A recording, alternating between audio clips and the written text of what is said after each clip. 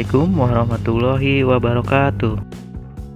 Hari ini kita akan belajar tentang teks laporan hasil observasi pelajaran Bahasa Indonesia kelas 7 semester 2. Pertama, kita akan mengidentifikasi informasi dari teks laporan hasil observasi. Nah, di sini ada sebuah teks. Teks ini berjudul rumput. Kalian bisa stop video ini dulu untuk membaca teks ini, atau kalian bisa buka buku paket kalian halaman 89. Nah, setelah kalian membaca teks ini, informasi apakah yang kalian dapat dari teks tersebut?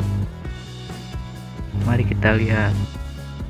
Nah, di sini kita bisa mendapat informasi tentang manfaat rumput, yaitu bisa mempercantik pemandangan, lalu menjadi tanaman penghias. Kemudian di sini juga kita bisa tahu bagaimana bentuk rumput, ya. Kemudian rumput juga bisa hidup di segala tempat atau lahan. Rumput juga memiliki ciri-ciri, yaitu tingginya sekitar 10-95 cm. Nah, masih banyak lagi informasi lainnya yang bisa kita dapatkan dari teks tentang rumput ini.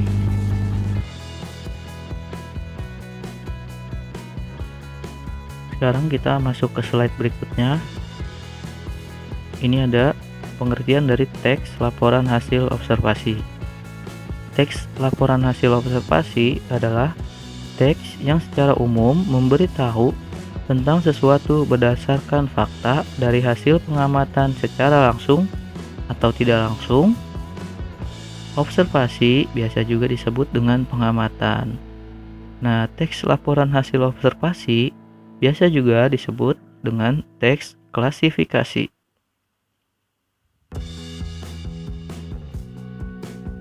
Ada beberapa hal yang bisa dijadikan objek pengamatan. Ada hewan, kemudian tumbuhan, ada kejadian, dan lain-lain. B. Menyimpulkan isi teks laporan hasil observasi. Langkah-langkah untuk merumuskan simpulan atau rangkuman adalah sebagai berikut. Yang pertama, cermatilah judul teks. Yang kedua, temukan ide atau gagasan pokok. Gagasan pokok ini tersirat dalam kalimat utama. Dan kalimat utama biasanya terdapat di awal atau akhir kalimat. Yang ketiga, rangkaian ide atau gagasan pokok. Nah, untuk mengikuti langkah-langkah merumuskan simpulan atau rangkuman ini, mari kita lihat contoh berikut ini. Nah, perhatikan teks berikut ini. Di sini ada teks berjudul eceng gondok. Nah, di sini sudah Bapak beri huruf tebal ya di sini. Nah, kita lihat dulu. Yang pertama tadi adalah cermatilah judul teks. Nah, judul teks ini adalah eceng gondok. Maka kita tahu ya bahwa isi teks ini akan membicarakan tentang eceng gondok. Yang kedua, temukan ide atau gagasan pokok pada kalimat utama. Ya, kalimat utama biasanya terdapat di awal atau akhir kalimat. Nah, di sini sudah Bapak beri tanda. Ini di awal kalimat. Ini adalah gagasan pokoknya. Kemudian di paragraf kedua, gagasan pokoknya ada di kalimat terakhir. Ini paragraf ketiga, gagasan pokoknya ada di kalimat awal. Dan yang paragraf keempat ada di kalimat awal juga. Nah, gagasan pokoknya seperti ini. Paragraf yang pertama, eceng gondok termasuk kelompok tanaman gulma perairan. Nah, di paragraf kedua, gagasan pokoknya adalah eceng gondok memerlukan matahari selama hidupnya. Paragraf yang ketiga, eceng gondok berkembang biak melalui biji dan tunas yang berada di atas akar. Nah, paragraf keempat adalah tentang keuntungan pemanfaatan eceng gondok. Nah, ini adalah gagasan pokok yang tadi kita dapat dari kalimat utama ini. Kalimat utama yang sudah Bapak beri tanda ini, ingat ya, kalimat utama biasanya ada di akhir atau di awal kalimat.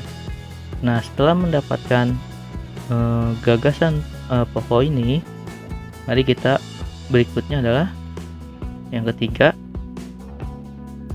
ketiga, merangkai ide atau gagasan pokok tersebut.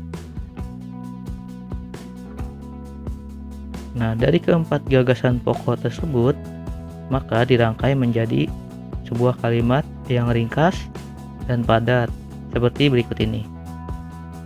Eceng gondok yang termasuk kelompok tanaman gulma perairan dan berkembang biak melalui biji dan tunas dapat mendatangkan keuntungan jika dimanfaatkan dengan baik. Nah, di sini kita bisa mendapat rangkuman dari tulisan atau teks tentang eceng gondok tersebut. Nah, pada awalnya teksnya ini berisi 4 paragraf ya.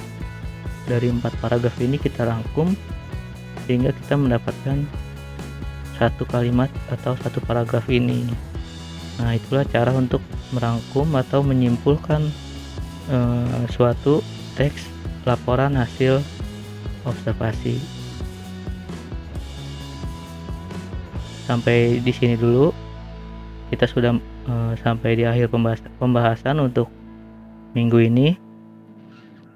Nah, berikutnya kita akan belajar tentang menelaah struktur kebahasaan dan isi teks laporan observasi, kemudian juga menyajikan rangkuman teks laporan hasil observasi.